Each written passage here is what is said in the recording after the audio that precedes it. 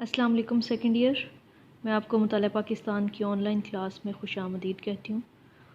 آپ کا مطالعہ پاکستان کا چوتھا چیپٹر جو ہے وہ مکمل ہو چکا ہے اور آج ہم 5ویں باب کا باقاعدہ آغاز کرتے ہیں، جو ہے پاکستان کا حکومتی ڈھانچہ اور اچھا نظام حکومت۔ اس چیپٹر میں ہم دیکھیں گے کہ پاکستان کا حکومتی ڈھانچہ جو ہے وہ کس قسم کا ہے، پاکستان میں کون سا نظام حکومت رائج ہے، حکومت کے مختلف شعبے جو ہیں یا وفاقی حکومت کے ادارے کون کون سے ہیں، ان کی کیا کیا اہم ذمہ داریاں ہیں، وہ کس طریقے سے کام کرتے ہیں، اور ایک اچھا نظام حکومت کون سا ہوتا ہے، اس کی کیا خصوصیات ہوتی ہیں، اس سب کا تفصیلی جائزہ جو ہے وہ ہم اس چیپٹر میں لیں گے۔ تو آج کے موضوع کا باقاعدہ جو ہے وہ آغاز کرتے ہیں۔ پاکستان جو ہے اس میں وفاقی نظام حکومت رائج ہے۔ وفاقی نظام ایسے نظام کو کہتے ہیں جس میں اختیارات مرکز اور صوبوں کے درمیان جو ہے وہ تقسیم ہوتے ہیں اس ملک کے دستور کے مطابق، یعنی ملک کا جو دستور ہے، جو آئین ہے، اس کے مطابق اختیارات کی تقسیم مرکزی اور صوبائی حکومتوں کے درمیان ہوتی ہے۔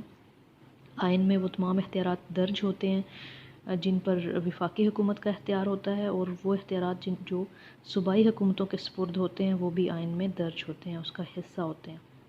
تو پاکستان کا موجودہ جو وفاقی نظام ہے، پاکستان میں ایک مرکزی حکومت یا وفاقی حکومت ہے، اور پاکستان میں چونکہ 4 صوبے ہیں تو 4 صوبائی حکومتیں جو ہیں وہ کام کر رہی ہیں۔ پاکستان کا یہ جو انتظامی ڈھانچہ ہے یہ 1973 کے دستور کے عین مطابق ہے، اس دستور کے مطابق کام کر رہا ہے۔ اس کے علاوہ جب پاکستان آزاد ہوا، پاکستان قائم ہوا، تو اس وقت پاکستان کا اپنا کوئی دستور نہیں تھا، بلکہ آزادی ایکٹ 1947 جو ہے وہ پاکستان میں رائج کیا گیا تھا۔ تو اس ایکٹ کی کچھ دفعات بھی اس میں شامل ہیں، اس حکومتی ڈھانچے میں، اس نظام میں۔ اور اس کے علاوہ پاکستان کا جو پہلا دستور، آپ کو پتہ ہے، ہم پڑھ بھی چکے ہیں کہ 1956 میں پہلا دستور بنا۔ اس دستور کی تنسیخ کے بعد پاکستان کا جو دوسرا آئین ہے وہ 1962 میں بنا۔ اس کی اسلامی دفعات کا ہم جائزہ لے چکے ہیں۔ اور پاکستان کا جو ابھی کا دستور ہے، جو رائج الوقت ہے 1973 کا دستور، اس سے پہلے 1972 میں ایک عارضی یا عبوری دستور جو ہے وہ رائج کیا گیا تھا۔ تو ان تمام دساتیر کی جو کچھ دفعات جو ہیں وہ بھی اس میں شامل ہیں۔ پاکستان کا جو وفاقی نظام ہے، اس میں وفاق اور صوبے جو ہیں اس نظام کے اندر وہ ایک دوسرے کے اوپر انحصار کرتے ہیں۔ وفاقی نظام جو ہوتا ہے، جیسا کہ میں آپ کو پہلے بتا چکی ہوں کہ اس میں ایک وفاقی حکومت یا مرکزی حکومت اور 4 صوبائی حکومتیں ہوتی ہیں، اور یہ ایک دوسرے پر ڈیپینڈنٹ ہوتی ہیں، ایک دوسرے پر انحصار کرتے ہیں۔ حکومت کے 3 شعبے ہوتے ہیں: مقننہ، انتظامیہ اور عدلیہ۔ مقننہ جو ہوتی ہے اس کو پارلیمنٹ یا مجلس شورا بھی کہتے ہیں، اس کا کام ملک کے لیے قانون بنانا ہوتا ہے۔ انتظامیہ جو ہے یہ مقننہ کے بنائے ہوئے قوانین جو ہیں ان کو ملک میں لاگو کرتی ہے، نافذ کرتی ہے۔ اور عدلیہ جو ہے اس کا کام ملک کے دستور کی تشریح کرنا، آئین کی تشریح کرنا، اس کے علاوہ آئین کا تحفظ جو ہے وہ عدلیہ کا کام ہوتا ہے۔ تو یہ حکومت کے 3 شعبے ہیں جن کی تفصیل ہم بعد میں پڑھیں گے۔ ملک کا جو دستور ہے اس میں یہ ساری چیزیں طے ہوتی ہیں کہ حکومت کے جو تینوں شعبے ہیں، مقننہ، انتظامیہ اور عدلیہ کے معاملات، یہ بھی دستور میں درج ہوتے ہیں۔ اس کے علاوہ جو وفاق اور صوبے ہیں ان کے آپس کے تعلقات، ان کے اختیارات اور ان کا جو ایک دوسرے پر انحصار ہے، وہ ہر چیز دستور میں طے شدہ ہوتی ہے، طے جو ہے وہ کر لی جاتی ہے۔ جو قومی اہمیت کے امور ہیں، مثلاً کہ دفاع، بین الاقوامی تعلقات، کسٹم اور خزانہ، یہ جو امور ہیں یہ وفاقی حکومت کے سپرد ہوتے ہیں، جبکہ مقامی اور صوبائی سطح کے جو معاملات ہیں جن میں تعلیم، صحت، مقامی حکومتیں، زراعت اور صنعت وغیرہ جو ہیں یہ صوبائی حکومتوں کے سپرد ہوتے ہیں یہ معاملات۔ 14 اگست 2001 سے ضلعی حکومتیں جو ہیں انہیں اہم ذمہ داری سونپی گئی ہے، ان کا بڑا اہم کردار ہے، اور یہ جو ضلعی حکومتیں ہیں یہ قائم کی گئی تھیں اور مقامی امور جو ہیں وہ ان کے سپرد کیے گئے تھے۔ یہ حکومتیں ضلعی سطح پر عوام کے تمام مسائل کو حل کرنے کے لیے جو ہے وہ کوشش کرتی ہیں۔ وفاقی حکومت کے جو ادارے ہیں ان کو ہم تفصیلی ان کا جائزہ لیتے ہیں کہ وفاقی حکومت کے ادارے کون کون سے ہیں۔ پاکستان میں چونکہ وفاقی نظام رائج ہے تو حکومت کا انتظام چلانے کے لیے، نظم و نسق حکومت کا چلانے کے لیے حکومت کو 3 شعبوں میں تقسیم کیا جاتا ہے، یا حکومت کے 3 شعبے ہوتے ہیں۔ ایک شعبہ مقننہ ہے، دوسرا انتظامیہ اور تیسرے کو عدلیہ کہا جاتا ہے۔ ہر شعبہ جو ہے اس کی اپنی ذمہ داری ہے، اس کا اپنا ایک کام ہوتا ہے جو اس کے سپرد ہوتا ہے، اور آئین کے مطابق جو ہے یہ اپنا کام انجام دیتا ہے۔ مقننہ جو ہے، جس کو پارلیمنٹ بھی کہا جاتا ہے، مجلس شورا بھی کہتے ہیں، مقننہ کا کام ہوتا ہے ملک کے لیے قانون بنانا۔ مقننہ کا جو بنیادی کام ہے، جو اہم ذمہ داری ہے مقننہ کے سپرد، وہ ملک کے لیے قانون اور جو ہے وہ بنانا ہے۔ جو پہلے سے موجود قوانین ہیں ان کو بھی وقت کے تقاضوں سے ہم آہنگ کرنے کے لیے، یا اگر ان میں تبدیلی کی ضرورت محسوس ہو تو یہ ذمہ داری بھی مقننہ کے سپرد ہوتی ہے کہ وہ ان قوانین میں، جو پہلے سے موجود قوانین ہیں، ان میں ترمیم کرے، اور آئین میں وہ طریقہ درج کر دیا گیا ہے کہ کس طریقے کے مطابق جو ہے وہ پہلے سے موجودہ قوانین کی ترمیم یا ان میں تبدیلی کی جا سکتی ہے، اور نیا قانون جو ہے وہ کس طریقے سے بنے گا یہ بھی آئین میں درج ہوتا ہے۔ تو مقننہ جو ہے، یا مجلس شورا یا پارلیمنٹ جو ہوتی ہے ملک کی، اس کا کام، اس کی سب سے اہم ذمہ داری ملک کے لیے قوانین بنانا ہے، اور پہلے سے موجود قوانین جو ہیں ان کے اندر تبدیلی یا ترمیم کرنا اس کی ذمہ داری ہے۔ یہ مقننہ جو ہوتی ہے یہ 2 ایوانوں پر مشتمل ہے، ایوان بالا اور ایوان زیریں۔ پھر دوسرا شعبہ جو ہے حکومت کا وہ انتظامیہ ہے۔ انتظامیہ جو ہے اس کا کام مقننہ کے بنائے ہوئے قوانین کو ملک کے اندر لاگو کرنا، ان کا نفاذ کرنا اس کی سب سے اہم ذمہ داری ہے۔ انتظامیہ جو ہے یہ وزیر اعظم اور اس کی کابینہ پر مشتمل ہوتی ہے۔ وزیر اعظم جو ہوتا ہے وہ انتظامیہ کا سربراہ ہوتا ہے۔ الیکشنز کے اندر یا انتخابات میں جو سیاسی جماعت زیادہ ووٹ حاصل کر کے، عوامی مینڈیٹ حاصل کر کے اقتدار میں آتی ہے یا حکومت سنبھالتی ہے، تو وہ اپنا ایک وزیر اعظم جو ہے وہ نامزد کرتے ہیں۔ وہ سیاسی جماعت جو ہے وہ پھر وزیر اعظم جو ہوتا ہے وہ اپنی کابینہ کا انتخاب کرتا ہے۔ اس کی کابینہ کے اندر جو ہے وہ مختلف وزراء شامل ہوتے ہیں، یا وزرائے مملکت شامل ہوتے ہیں۔ تو کابینہ جو ہے یہ اس میں وزراء جو ہیں ان کو مختلف وزارتوں کے قلمدان سونپے جاتے ہیں۔ تو انتظامیہ جو ہے یہ بنیادی طور پر وزیر اعظم اور اس کی کابینہ کے اوپر مشتمل ہوتی ہے۔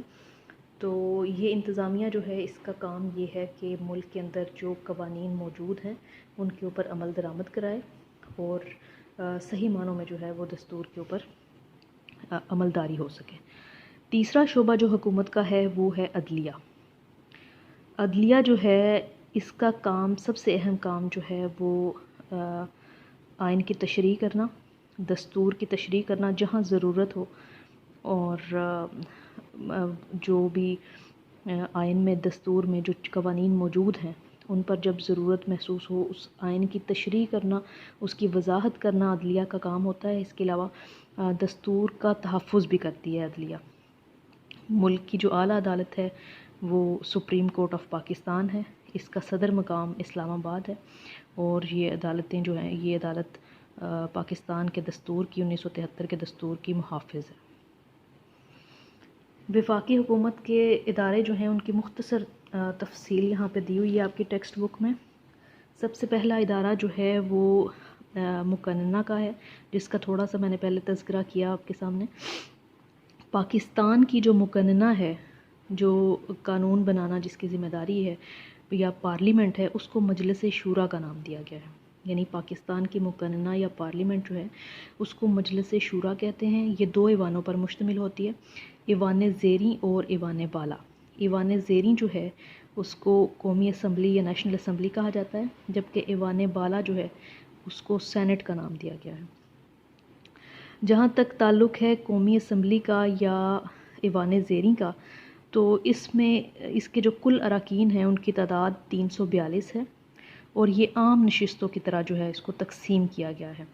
ان نشستوں میں پنجاب جو ہے اس کی 148، سندھ کی 61، خیبر پختونخوا کی 35، بلوچستان کی 14، اسلام آباد جو کہ فیڈرل ایریا ہے اس کی 2، قبائلی علاقہ جات جو ہیں ان کی 12 نشستیں، خواتین کی ٹوٹل 60 نشستیں ہیں، اور ان کی تقسیم جو ہے وہ صوبائی سطح پر کچھ اس طریقے سے کی گئی ہے کہ پنجاب کی اس میں 35، سندھ کی 14، خیبر پختونخوا میں خواتین کی جو تعداد ہے وہ 8 اس کی نشستیں ہیں، اور بلوچستان کی 3 نشستیں جو ہیں وہ خواتین کے لیے مخصوص ہیں۔ 60 ٹوٹل خواتین کی نشستیں ہیں، اور ان کو ہر صوبے میں جو ہے وہ اس طریقے سے تقسیم کیا گیا ہے۔ پھر 10 نشستیں جو ہیں وہ اقلیتوں کی ہیں، اقلیتوں کی نمائندگی کے لیے ان کے لیے 10 نشستیں قومی اسمبلی میں رکھی گئی ہیں۔ پھر قومی اسمبلی کے ممبران کا انتخاب جو ہے یہ 5 سال کی مدت کے لیے کیا جاتا ہے، اور بالغ رائے دہی کی بنیاد پر ان کے اراکین جو ہیں وہ منتخب کیے جاتے ہیں۔ یہ قومی اسمبلی کے کل اراکین کی تعداد جو ہے وہ 342 ہے، جس میں ہم نے دیکھا کہ ہر صوبے کے لیے نشستیں مخصوص ہیں۔ پھر اس کے علاوہ قبائلی علاقہ جات، فیڈرل ایریا، خواتین کی نشستیں ہیں، اور خواتین کی جو ٹوٹل 60 نشستیں ہیں ان کو بھی فردر ہر صوبے میں اس کی جو ہے وہ تقسیم کی گئی ہے۔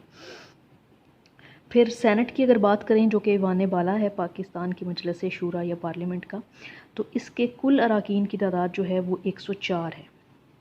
سینٹ میں جو ہے وہ تمام صوبوں کو برابر کی نمائندگی دی گئی ہے، برابری کی سطح پر نمائندگی دی گئی ہے، یعنی ہر صوبے کی 22 نشستیں جو ہیں وہ اس میں سینٹ میں ہیں۔ اس کے علاوہ ان 22 نشستوں میں ٹیکنوکریٹس اور خواتین ان کی نشستیں بھی ہیں۔ ٹیکنوکریٹ جو ہوتا ہے وہ بنیادی طور پر زندگی کے مختلف شعبہ ہے، زندگی سے تعلق رکھنے والے جو ماہرین ہیں ان کو ٹیکنوکریٹ کہا جاتا ہے، اور ہر صوبے کی 22 نشستوں کے علاوہ سینٹ میں جو ہے وہ اسلام آباد کی 4 نشستیں ہیں۔ ان 4 نشستوں میں ایک عالم دین اور ایک عورت کی نشست بھی ہے۔ قبائلی علاقوں سے 8 افراد جو ہیں 8 اراکین اور 4 اقلیتی اراکین جو ہیں وہ سینٹ کے لیے منتخب کیے جاتے ہیں، اور سینٹ کے جو اراکین ہیں ان کا انتخاب 6 سال کی مدت کے لیے کیا جاتا ہے، اور متعلقہ صوبائی اسمبلیاں جو ہیں وہ متناسب نمائندگی کی بنیاد پر ان کا جو ہے وہ انتخاب کرتی ہیں، یعنی سینٹ کا جو الیکشن ہے وہ انڈائریکٹ ہوتا ہے، ڈائریکٹ نہیں ہوتا۔ جو متعلقہ صوبائی اسمبلیاں ہیں وہ سینٹ کے اراکین کی کا انتخاب کرتی ہیں، اور ان میں سے یہ جو سینٹ کے ٹوٹل اراکین ہیں 104، ان میں سے آدھے اراکین جو ہیں وہ ہر 3 سال کے بعد ریٹائر ہو جاتے ہیں، اور ان کی جگہ نئے اراکین کو منتخب کیا جاتا ہے۔ جو اسلام آباد اور قبائلی علاقہ جات کے اراکین ہیں ان کو قومی اسمبلی کے ذریعے منتخب کیا جاتا ہے سینٹ کے لیے۔ مجلس شورا یا پارلیمنٹ کے فرائض کیا کیا ہوتے ہیں یہ ہم دیکھتے ہیں۔ مجلس شورا آپ کو پتہ ہے کہ پارلیمنٹ کو کہتے ہیں، اور اب تک آپ جان چکے ہوئے ہیں کہ پاکستان کی جو پارلیمنٹ ہے یا جو مجلس شورا ہے وہ 2 ایوانوں پر مشتمل ہے۔ ایوان زیریں کو قومی اسمبلی کہا جاتا ہے، اور ایوان بالا جو ہے وہ سینٹ، اسے سینٹ کہا جاتا ہے۔ اب ہم دیکھتے ہیں کہ ان دونوں ایوانوں کے جو فرائض ہیں وہ کون کون سے ہیں، کون کون سی اہم ذمہ داریاں جو ہیں وہ پاکستان کے پارلیمنٹ ادا کرتی ہے یا نبھاتی ہے۔ مجلس شورا یا پارلیمنٹ جو ہے اس کے دونوں ایوان قانون سازی میں برابر کے اختیارات رکھتے ہیں۔ قانون سازی آپ کو پتہ ہے کہ مقننہ کا سب سے اہم فریضہ ہے، سب سے اہم کام ہے کہ ملک کے لیے جو ہے وہ قوانین بنائے جائیں، لیکن اس قانون سازی کی حد تک تو دونوں جو ہیں وہ ایوان برابر اختیارات رکھتے ہیں، لیکن مالی امور کی اگر بات کی جائے تو اس میں قومی اسمبلی یا نیشنل اسمبلی جو ہے وہ زیادہ با اختیار ہوتی ہے۔ اس کا مطلب یہ ہے کہ جو بجٹ ہوتا ہے ہر سال، جو ملک کے لیے ایک بجٹ ہوتا ہے، جو تخمینہ لگایا جاتا ہے کہ پاکستان میں جو ہے وہ پاکستان کے یہ اخراجات ہیں، یہ تمام اداروں میں اور ترقی کے لیے کیا مختص کیا جائے گا، پورے ایک سال کا بجٹ تیار کیا جاتا ہے۔ پاکستان کی آمدن، اس کے اخراجات اور مختلف شعبوں پہ کتنی جو ہے وہ حکومت نے ان کو کتنا کتنا روپیہ دینا ہے، ترقی کے کاموں پر کیا صرف کرنا ہے، صحت، تعلیم اور دیگر جو شعبے ہیں ان کے لیے۔ تو بجٹ کی جو تیاری ہے اور اس کی منظوری یہ کام جو ہے یہ قومی اسمبلی کے سپرد ہے، اور اس میں یعنی مالی اختیارات جو ہیں وہ قومی اسمبلی کے پاس زیادہ ہیں۔ بجٹ کی منظوری کا کام صرف قومی اسمبلی میں کیا جاتا ہے، اور یہ باقی جو اس کے فرائض ہیں ان میں سب سے پہلا ہے قانون سازی، مجلس شورا جو ہے وہ ملک کے لیے قوانین بناتی ہے۔ دونوں ایوان جو ہیں وہ اس سلسلے میں برابر کے اختیارات رکھتے ہیں، یعنی ایک بل جو ہے وہ پہلے ایک ایوان میں پیش کیا جاتا ہے اور اس ایوان سے منظوری کے بعد اس بل کو یا قانونی مسودے کو دوسرے ایوان کے پاس لے جایا جاتا ہے۔ اگر دوسرا ایوان جو ہے وہ بل کو پہلے پاس کر دیتا ہے تو پھر یہ بل جو ہے وہ پہلے ایوان کے پاس آئے گا، یعنی دونوں ایوانوں میں سے جو ایوان اس کو پہلے پاس کرے گا اس کے بعد یہ دوسرے ایوان کے پاس بل بھیج دیا جائے گا۔ تو بل کی منظوری جو ہے وہ دونوں ایوانوں سے ہوگی، دونوں ایوان اس میں برابر کے اختیارات رکھتے ہیں اور دونوں کی منظوری کے بعد ہی کوئی مسودہ جو ہے یا بل جو ہے وہ قانون کا درجہ حاصل کر سکتا ہے۔ پھر وفاقی امور کی جو لسٹ ہے اس میں مجلس شورا کو قانون سازی کا پورا اختیار حاصل ہے۔ مشترکہ امور کی لسٹ میں بھی وفاقی پارلیمنٹ جو ہے وہ قوانین بنا سکتی ہے۔ آگے ہم دیکھتے ہیں کہ انتظامیہ کی نگرانی، یہ ایک دوسرا اہم فریضہ ہے جو کہ مجلس شورا یا پارلیمنٹ ادا کرتی ہے کہ انتظامیہ آپ کو پتہ ہے کہ وزیر اعظم اور اس کی کابینہ ہوتی ہے۔ وزراء جو ہوتے ہیں ان کے پاس مختلف وزارتوں کے قلمدان ہوتے ہیں، وہ اپنے اپنے شعبے کے لیے اس کی کارکردگی کے لیے باقاعدہ جواب دہ ہوتے ہیں پارلیمنٹ کو، اور قوانین جو ہیں ان کی ملک میں کتنی عملداری ہو رہی ہے، قوانین کس حد تک لاگو ہیں، ان پر عمل درآمد کیسے کرانا ہے اور کس وزارت کی کیا کارکردگی ہے، اس کے لیے پوری کابینہ جو ہے اور وزیر اعظم اس انتظامیہ کا سربراہ ہونے کے ناطے پارلیمنٹ کو جو ہے وہ جواب دہ ہوتے ہیں۔ تو مجلس شورا یا پارلیمنٹ جو ہے یہ انتظامیہ پر کنٹرول کی مجاز ہوتی ہے۔ وزیر اعظم اور اس کی کابینہ جو ہیں وہ پارلیمنٹ کے سامنے جواب دہ ہوتے ہیں اپنی کارکردگی کے لیے۔ وقفہ سوالات کے دوران جو ہے وہ ہر وزراء جو ہیں وہ انفرادی یا اجتماعی طور پر ان کے ساتھ جو ہیں وہ سوال کیے جاتے ہیں اور وہ اس کے لیے جواب دہ ہوتے ہیں کہ کوئی بھی جو ہے پارلیمنٹیرین، کوئی بھی رکن اسمبلی ان سے جو سوال کرے گا ان کی کارکردگی سے متعلق یا ان کی وزارت سے متعلق، تو وہ اس چیز کے مجاز ہیں، اس چیز کے لیے جو ہیں وہ جواب دہ ہیں کہ وہ ان کو مطمئن کریں۔ وزیر اعظم اور اس کی کابینہ جو ہے وہ اس وقت تک اپنے فرائض سر انجام دے سکتے ہیں جب تک انہیں مقننہ کا اعتماد حاصل ہوتا ہے۔ انتظامیہ جو ہے اس کا یہ مقننہ کے اندر ہی موجود ہوتی ہے، یا ہم کہہ سکتے ہیں کہ جو انتظامیہ اور وزیر اعظم اور اس کی کابینہ ہے ان کا تعلق بھی پارلیمنٹ سے ہی ہوتا ہے، لیکن یہ جو ہے یہ پوری کابینہ وزیر اعظم سمیت اس پارلیمنٹ کو، مجلس شورا کو جواب دہ ہوتی ہے اپنی کارکردگی کے لیے، اور انتظامیہ جو ہے وہ اسی وقت تک اپنا کام کر سکتی ہے جب تک ان کو پارلیمنٹ کا اعتماد حاصل ہے۔